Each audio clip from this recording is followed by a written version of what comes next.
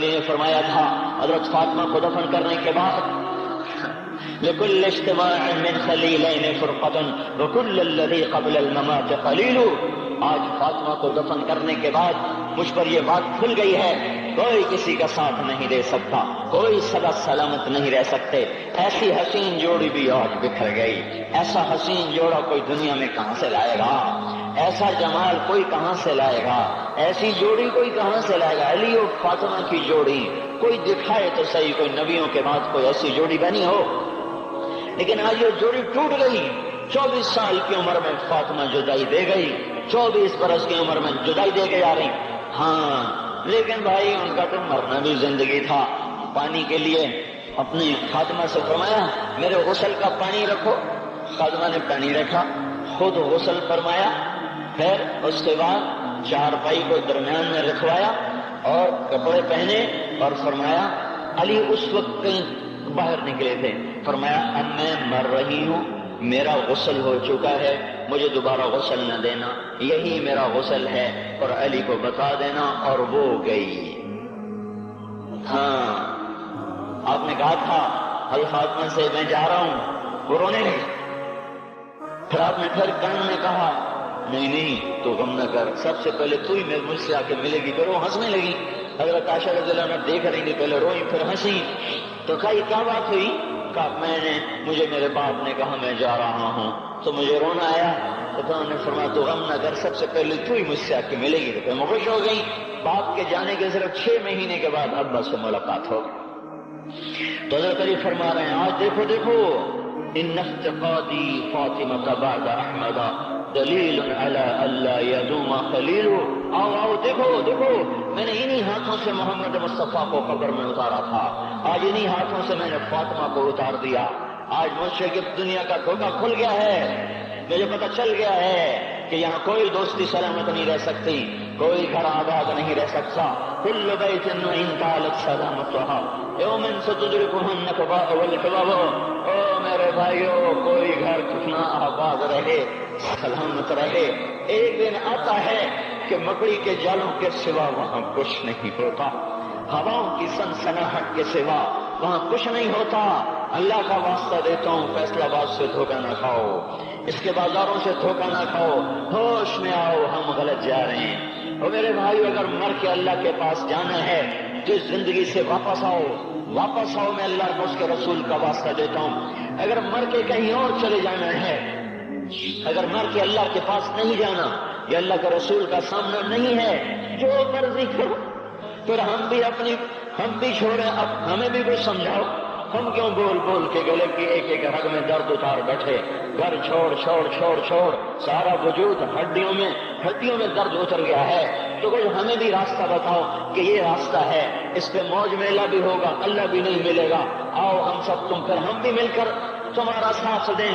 ہم کیوں ایسے کھاری اٹھائے ہوئے در کی ٹھوکریں کھاتے پھر رہے ہیں؟ میرے بھائیو، اور اگر ایسا کوئی راستہ نہیں ہے، اور میں بتا رہا ہوں کوئی نہیں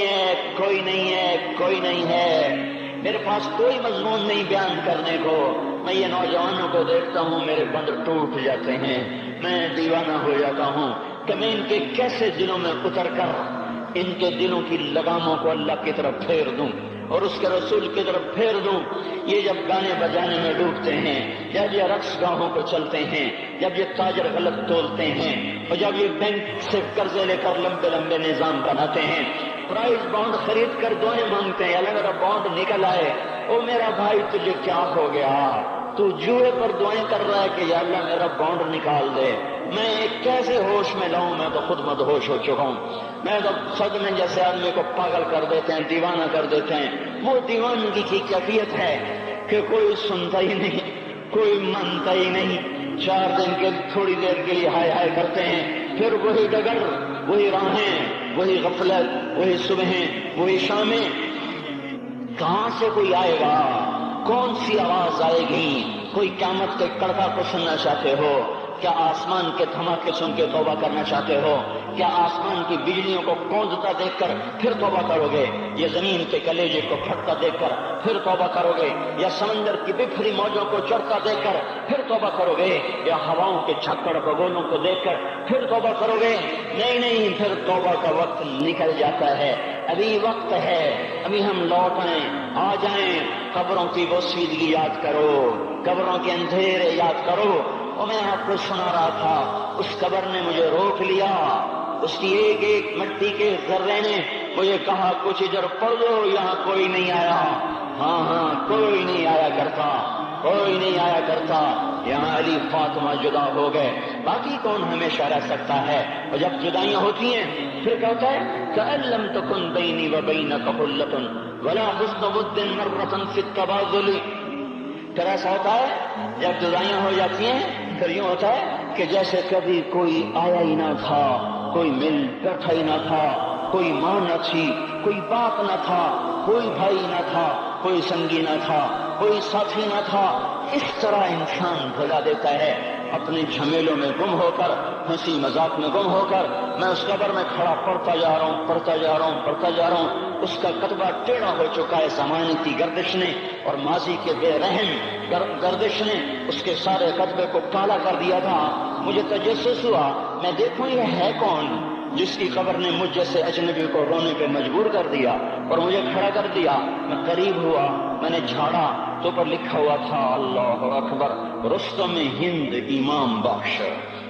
رستم ہند، جس کے لیے مہاراج قالین بچھاتے، جس کو ہاتھیوں پہ سوار کروا کے لایا جاتا تھا، جس کے آگے پیچھے ڈھول بجتے تھے، جیسے آج کل یہ کرکٹ کے کھلاڑیوں کے آگے پیچھے خلقت ہوتی ہے، یہ وہ دور تھا جب پہلوانوں کے آگے پیچھے خلقت ہوتی تھی۔ آج اس کی خبر ویران ہو کر کہہ رہی ہے کوئی ادھر بھی تو پڑھ کے جب چلتا جائے، کوئی یہاں بھی تو کچھ تحفہ دیتا جائے۔ میرے محترم بھائیو، جب موت آئے گی تو کوئی اولاد یاد نہ کرے گی، کوئی ماں باپ یاد نہ کریں گے۔ مائیں لال بھول جاتی ہیں، ماؤں کو بچے بھول جاتے ہیں، ماؤں کو بچے بھول جاتے ہیں، باپ اولادیں بھول جاتے ہیں، بیویوں کو خامن مل جاتے ہیں، خامدوں کو بیویاں مل جاتی ہیں، یاروں کو یار مل جاتے ہیں۔ وہ تو ہم ہیں جو جا کے تہہ خاک سو جاتے ہیں، اکیلے تنہا زندگی کا سفر شروع ہو جاتا ہے۔ علی بن ابی طالب جیسا شاہ سوار، اللہ تعالیٰ کا مقرب محبوب انسان، جس کو اللہ کے نبی نے کہا علی تجھے بشارت ہو، جنت میں تیرا گھر میرے گھر کے سامنے ہوگا۔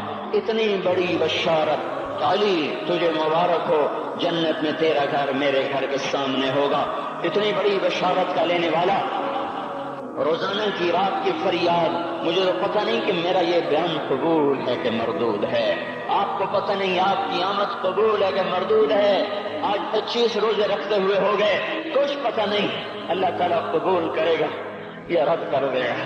بڑی ذات ہے، آج تک زندگی میں کوئی ایک عمل بھی نظر نہیں آتا جس پر ہم دعویٰ کر سکیں یہ کام تو میرا اللہ کو بڑا پسند آئے گا اور میری بخشش کا سامان ہو جائے گا۔ ہم فقیر لوگ ہیں میرے بھائیوں، ہماری معیشت اتنی خراب نہیں ہوئی جتنا ہمارا ایمان خراب ہو گیا ہے۔ ہمارا فقیر، اس کا چولہا ٹھنڈا ہوا ہے، ہمیں اس کا درد ہے، لیکن اس کے چولہے ٹھنڈے ہونے کا اتنا درد نہیں ہے جتنا اس کے ایمان کی انگیٹھیاں سرد ہو چکی ہیں، جتنا یہ درد ہے، کیونکہ یہ فقر مالداروں کو بھی حاصل ہے۔ یہ فقر پوری دنیا پہ چھا چکا، مالدار بھی فقیر ہیں، دکاندار بھی فقیر ہیں، تاجر زمیندار بھی فقیر ہیں۔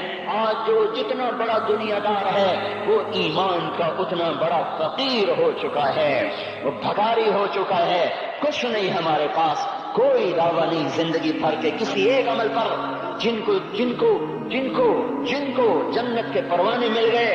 علی کا گھر میرے گھر کے سامنے، فاطمہ میری بیٹی جنت کی عورتوں کی سردار، حسن حسین جوانوں کے سردار جن کو جنت کے پروانے ملے۔